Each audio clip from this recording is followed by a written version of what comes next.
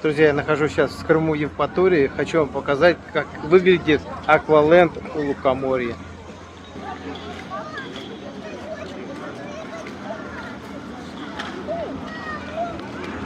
И причем эти глаза, бывает, закрываются.